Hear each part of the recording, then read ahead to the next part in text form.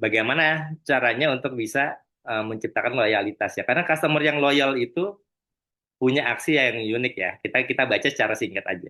Dalam kriteria transaksi ya. Kalau puas, dia bisa jadi transaksi lagi. Atau kalau ada tempat lain yang harganya lebih murah, dia akan pindah ke tempat yang lain.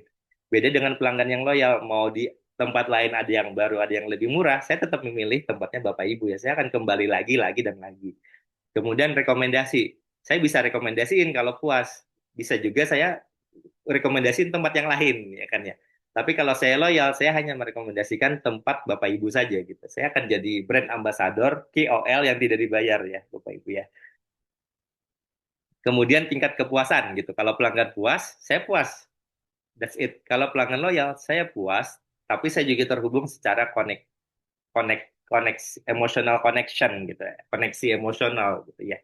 Dan ini melekat di kehidupan saya dan menjadi bagian dari kehidupan saya. Kemudian fleksibilitas dalam harga. Kalau saya puas, ada yang lebih murah, saya akan coba. Ini yang terjadi misalkan di sabun mandi ya Bapak Ibu. Saya tidak peduli dengan brandnya. Yang penting wanginya oke, kalau di sebelahnya lebih murah, saya akan pilih yang sebelah. Ya mohon maaf, geser ya kan, sebelah. Beda dengan yang lebih mungkin udah ada attachment ya. Harganya lebih mahal pun nggak apa-apa, tetap saya beli. Ya. Contoh parfum, nggak apa-apa, harga ada yang lebih murah, tapi kalau kalau karena saya secara emosional sudah terkoneksi, harganya lebih mahal pun it's okay, saya bersedia. Bahkan kalau harganya naik nggak masalah juga. Nah, respon terhadap umpan balik ya, kalau customer puas, jika diminta akan ngisi. Beda dengan customer loyal, nggak diminta, dia akan proaktif menyampaikan umpan balik yang konstruktif ke kita ya kan ya. Ada bahkan kalau dia ditawarin oleh kompetitor, dia mau cerita ya, Bapak Ibu ya. Di sana tuh gue ditawarin begini begini begini, lu nggak mau nawarin gue gini gitu ya. Contohnya, jadi dengan senang hati akan menjadi bisnis intelligence-nya kita gitu Bapak Ibu. Nah, keterlibatan di komunitas juga, kalau pelanggan puas, kemungkinan hanya pengguna, tapi pelanggan yang loyal, dia terlibat gitu ya, dalam aktivasi program-program kita termasuk di komunitas. Kesetiaan pada brand, tadi pelanggan puas bisa jadi gonta-ganti ya, tapi pelanggan yang loyal bertahan ya. Tadi bahkan bisa jadi bisnis intelligence-nya kita kalau ditawari oleh kompetitornya kita.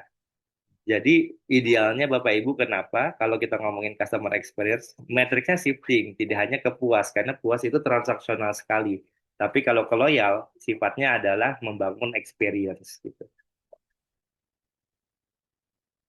Nah ini by data ya Bapak Ibu ya, menurut PwC, Future of CX 2020, 86% orang bersedia bayar lebih untuk pengalaman yang lebih baik. Bahkan menurut Harvard Business Review, 140% orang belanja lebih banyak, lebih loyal bagi pelanggan yang dapat pengalaman terbaik.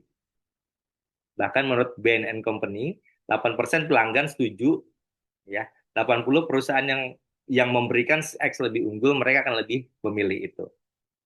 Bahkan di Walker ya, 2020, dia bilang, bahkan ini udah terbukti ya, customer experience telah menggantikan harga dan produk. Jadi orang tidak price dan product oriented lagi, tapi fokus ke experience sebagai pembeda utama brand, membuat brand lebih unggul ya Bapak Ibu. Apalagi kalau Bapak Ibu punya segmen tertentu, ya customer experience akan membedakan brand kita dibandingkan dengan brand lain.